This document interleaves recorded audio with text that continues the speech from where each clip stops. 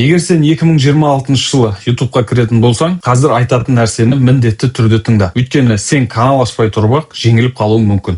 Көп адам мынаны жаса, мына контентті түсір, осы трендке кір дейді. Бірақ ешкім мынаны жасама деп айтпайды. Ал кейде не істеу керегінен бұрын не істемеу керегін білу маңызды. Бүгін мен саған 2026 жылы қауіпті канал түрлерін, неге кейбір контенттердің өлгенін, неге кейбір адамдар басынан ұтылып жатқанын айтып шығам. Бірақ бір нәрсені алдын ала айтайын, бұл менің YouTube ішінде көрген, байқаған жеке пікірлерім. Келіспеуім мүмкін. Сол үшін соңында пікіріңді міндетті түрде жаз. Ал бастамас бұрын, егер YouTube алгоритмі, өсу, SEO, монетизация туралы нақты ақпарат қызық болса, каналға жазылып қой. Өйткені бұл жерде жай мотивация емес, өзім байқап жүрген нәрселерді айтам. Енді шындықты қабылдайық. YouTube бұрынғы YouTube емес. Бұл енді 2010, 2015, 2020, тіпті 2025 жылдағы YouTube емес. Алгоритм өзгерді, көрермен де өзгерді, бәсекелестік те өзгерді. Бұрын видео салдың, қаралым келді, болды. Қазір олай емес. Қазір адамдар таңдайды. Ал YouTube кімнің контентіне кімге көрсету керек екенін әлде қайда жақсы түсінеді. Сондықтан бүгін мен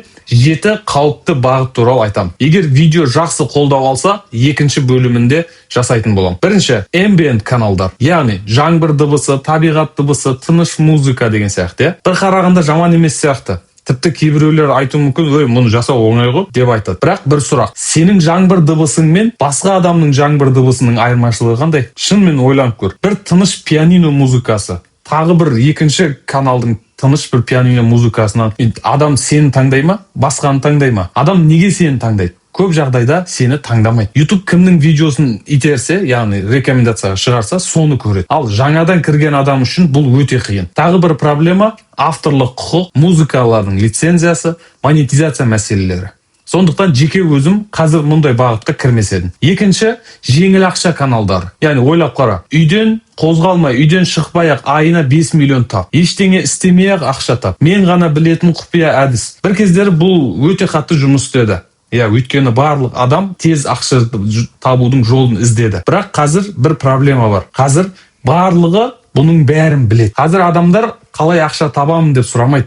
Қазір адамдар сен өзің жасап көрдің бе деп сұрайды. Үшінші және ең үлкен қателіктердің бірі нақты бағыты жоқ каналдар. Бұл жерде көп адам өзін тануы мүмкін. Мысалы, бірінші күні ойын туралы видео салады, келесі күні ақша туралы видео салады, үшінші күні телефон туралы, кейіннен күлкілі видео. Тағы бір басқа нәрселерді салады. Сосын неге менде қаралым жоқ деп сұрайды. Өйткені YouTube шатасып кетті. Тіпті YouTube емес, көрерменнің өзі шатасып кетеді. Өзіңе сұрақ қой. Менің каналымды 3 сөзбен түсіндіруге бола ма? Мысалға, YouTube өсу стратегиясы, Python үйрену, балалар блогы. Міне нақты. Ал егер түсіндіре алмасаң, проблема бар. Қазір алгоритм өте қатты жақсы көретін нәрсе бар, ол қайталанып келетін аудитория. Яғни қайталап айтайын, YouTube'да қайта келетін аудиторияны жақсы көреді. Егер адам бүгін сенің видеоңды көрсе, ертең тағы көрсін. Келесі апта тағы көрсін. YouTube мынаны көбірек көрсетейін дей бастайды. Сол үшін бәріне ұнауға тырыспа, өйткені бәріне ұнауға тырыссаң, ешкімге ұнамай қалуы мүмкін. Нишаны тарылту, яғни кішірею емес бұл.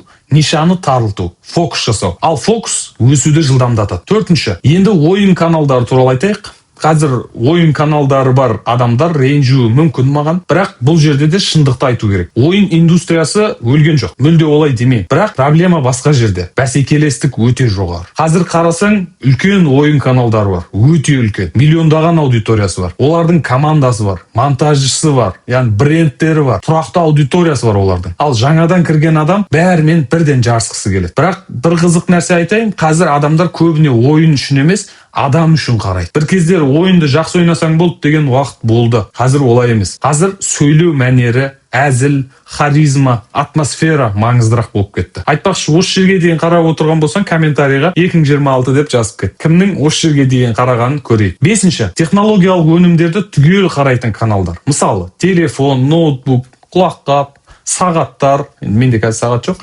камера, бәрін бірге қарайды. Бір қарағанда жақсы сияқты. Бірақ проблема бар. Сен бірден үлкен каналдармен бір алаңға кіріп кетесің. Оларда өнім ерте келеді. Үлкен бюджет бар оларда. Брендтермен байланыс бар. Ал сен өнімді кеш аласың. Ал енді ең қауіптілердің бірі жасанды интеллект арқылы көшірме контент жасау. Яғни ИИ арқылы видео жасау. Қазір бұл өте қатты көбейіп кетті. Адамдар былай істейді. Мәтінді жасанды интеллектке жаздырады, AI дауыспен оқытады, яғни жасанды интеллекттің дауысын қолданады. Дайын видео немесе басқа жерден видеоларды, стоктарын алып алады да монтаж жасайды. Яғни дайын шаблонмен монтаж жасайды. Сосын болды. Міне, контент жасадым деп ойлайды. Жоқ, бұл жерде бір нәрсені түсіну керек. Мәселе жасанды интеллект қолдануда емес. Қазір жасанды интеллекттің қолданбайтын адам өте аз шығар. Мысалға, мен де қолданамын. Сен де қолдануың мүмкін. Проблема басқа жерде. Проблема жасанды интеллектті көмекші емес, өз орныңа қоюда. Жасанды интеллект саған идея бере алады, уақытыңды үнемдей алады, зерттеуді тездетеді, жоспар құрып береді. Бірақ ең маңызды нәрсені бере алмайды. Ол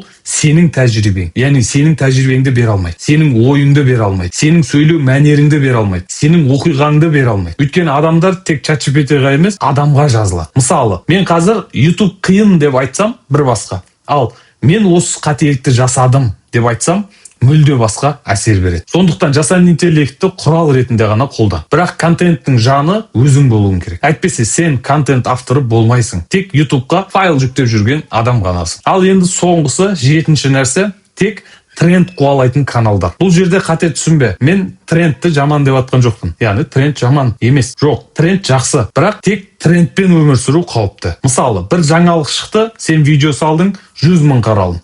Керемет. Келесі күні тағы тренд шықты, тағы видео салдың. Бірақ бір сұрақ. Егер ертең тренд тоқтаса не болады? Міне, проблема осы жерде. Тренд жалға алған үй сияқты. Сенікі емес. Бүгін бар, ертең жоқ. Ал бренд өз үйің, оны өзің саласың. Баяу болуы мүмкін, бірақ тұрақты. Сондықтан ең дұрыс нәрсе алдымен нақты концепция, нақты аудитория, нақты бағыт құр. Содан кейін ғана трендті соның ішіне енгіз. Яғни трендтің ішіне кірме, трендті өз бағытыңа кіргіз. Қысқаша айтқанда 2026 жылғы YouTube'да ең үлкен қатері контент жасау емес, бағытсыз контент жасау. Егер видео пайдалы болса, лайк басып кет. 2026 жылы қай контент түрі өлді? Комментарийға өз ойыңды жазып кет. Мүмкін сенің бір пікірің басқа адамның бүкіл бағытын өзгертіп жіберетін шығар. Ал YouTube, алгоритм, SEO және канал өсіру туралы осындай нақты контент керек болатын болса, менің каналыма жазылып қой. Келесі видеода кездескенше, Мәке блог YouTube'да дамудың жолын көрсететін арна.